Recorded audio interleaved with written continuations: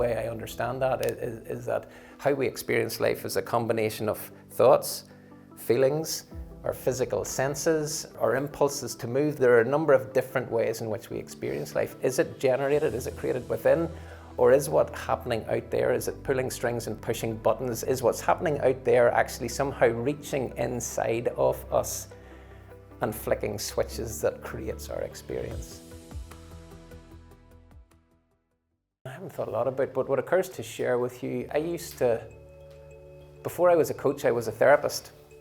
And part of the work that I used to work with couples, which basically meant me in a room with a couple who were struggling with their relationship in some way.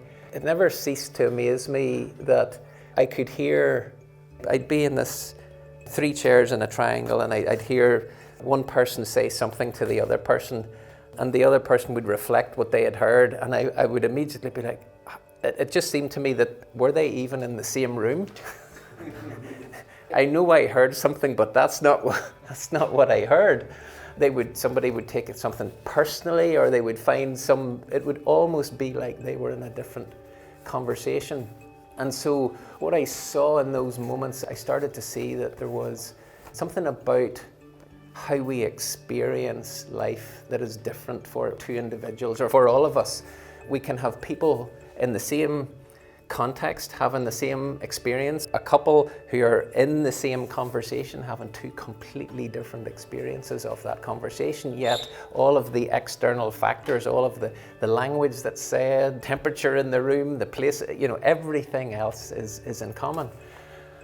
And then I came across an idea, an understanding a few years ago that sort of flipped things on their head for me in terms of helping me to understand this. Because I grew up, I'm 56.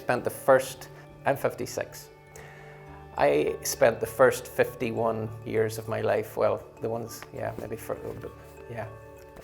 50 years of my life, thinking that life was happening to me in terms of my experience of life was determined by what happened out there. Johannes says something to me and I feel happy because Johannes has said something that makes me feel happy, or somebody else, my wife says something and she irritated me, or my son says something and I feel great. And it was almost like my experience of life was, I'm going to call it outside in, where my experience of life was being determined from the outside, the events and the context and the circumstances in which I found myself in, which was great up to a point, but looking back on it now, it felt like I was living my life I had no control. Power was outside of me, the power in terms of what I was experiencing, how I was going to experience my life was elsewhere. And then I came across an idea, an understanding that completely flipped that, which made sense. It was almost like like a moment in time when it was my equivalent of somebody realized that the earth wasn't flat, it was actually round. It was that kind of a click for me. And what I'm leading up to here is our experience of life is not outside in. Our experience of life is actually inside out. Things are happening. I'm going to actually back up for a second and say, you do not have to believe me on any of this. Test this for yourself and see what happens, see where it takes you. But the idea that my experience of life, so my wife says something to me, and so she expresses words, I hear those words, in fact I don't hear words, I hear signals and my brain translates that into some kind of a language and I have an experience of that. But what I've started to see is that my experience of what she said is not created out there and projected onto me. My experience of what she said is created in here and then projected back out onto her. Our experience of life is not outside in. Our experience of life is inside out. Only, always. Like, do you see like this image? And can you see that there's a triangle that is going like this, right? It has the thing up. Well, there is no triangle. If you look at it again, there is no triangle. The mind just makes up that there's a triangle. And you can call that an optical illusion, right? And you can find 1,000 more on the internet. But like a neat little symptom or example of, we're taking in like raw data basically from the page, and then the mind makes something up. You could say differently, you could say like thought creates reality. And we could have all kinds of like neuroscientific explanations of why that is, and people have said, well, this is based on your previous experiences and what is like likely for you to occur in this context. But I want to point to the principle behind that, and the principle is thought creates reality. Or, as you say, we are always living in the experience of thought in the moment. And we're never living in the experience of the outside world. Well, there is, I'm not saying there's no data coming in, there is definitely data coming in, but we are always creating that experience completely from the inside out. And there's a neat little distinction where you can say, how does the mind work? It looks like the mind works like a camera. So if you remember like old cameras that we actually used to put in front of our face and then look through these like tiny little things, right? When you do that, you're basically taking in what is out there, like snapping a picture of your outside circumstances, and they end up on the picture. And funnily enough, the mind is built in a way that the constant hallucination or illusion of the mind is that it works that way. Because like if I basically look around and then I may see one and then I think like I like that person or I like what that person has to say, then at first glance it usually looks like, well, that's because of the other person. That's because of what the other person said. That's because of what the other person looks like. But again, it's just raw data coming in. So what we're asserting is that the mind actually doesn't work like a camera, it works like a projector, right? Like these old ones that you find in the cinemas where... Exactly like this, yeah. I mean, you have all seen this exact projector. And what's actually happening, or what we're asserting what is actually happening, is that there are like 3 forces at work here. And one of those forces is that there is basically, in the old ones, there's like this roll of film, like rolling through the projector.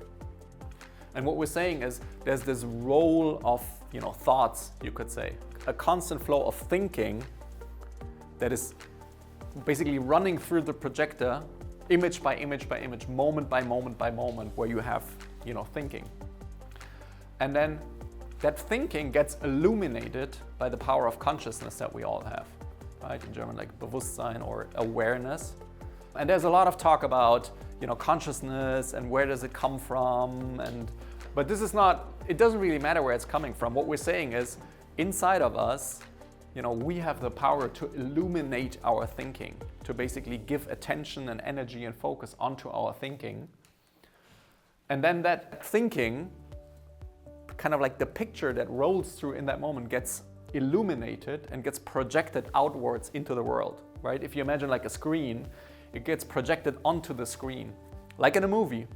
And the next moment, you're taking the screen back in and it looks like it all came from the screen in the first place. That's really crazy. Like when you think about it, that's really crazy. And it's so much deeper and more powerful than you think, even right now. Because I think to some degree, we all know that we're thinking. I don't think anyone would say, like, I didn't know before that I was thinking. We all know we have thinking. And if I were to ask you, where does our experience come from? Does it come from 100% from outside circumstances? Does it come 100% from thought in the moment? Or does it come like partly from thinking and partly from outside circumstances? What would you say? Like, which category are you in? Who would be in the category of 100% of our experiences created by circumstances? No one. Now, who's in the category 100% of our experiences created by thought in the moment? Now, who would be in the middle category? Yeah, that's what it looks like. To some degree, and there's nuance around the language that we're using, but to some degree we're claiming, or we're creating the possibility, like, what if it's all thought in the moment, like wall to wall, everything. Using raw data from the outside world, again, but what if it's all thought? Because that would open up a completely new possibility. Whereas in the example that Peter shared, where when the mind works outside in, you're basically the victim of the outside world, like the victim of your partner or your kids fighting or your bank balance or, you know, who gets elected on Sunday. And that creates your experience. And then best you can do is you can try and change those circumstances, right? You can try and influence other people so that they behave in a certain way. You can try to influence your bank balance so that it has a certain level.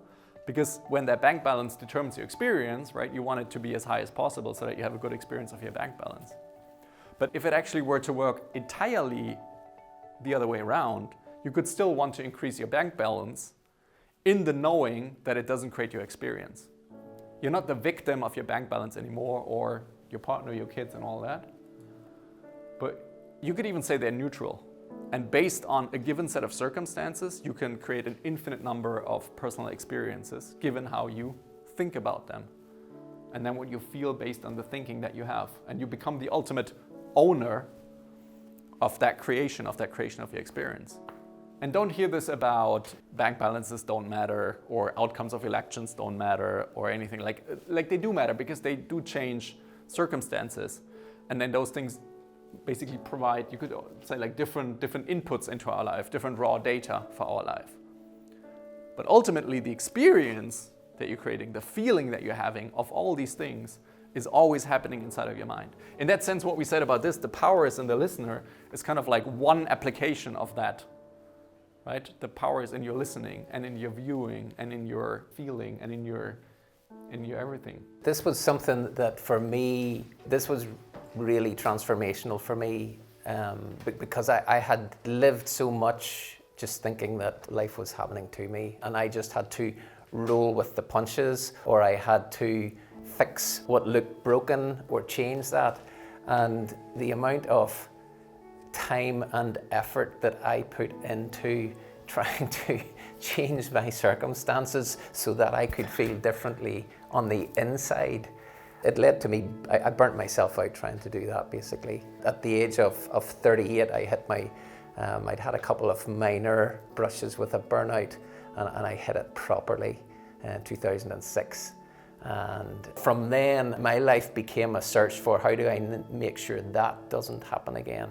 And I was determined that it wouldn't. I was still at that stage trying to fix the circumstances. I left the job that I was in. I changed so many things. Ultimately, what was going on the inside was still what was going on the inside.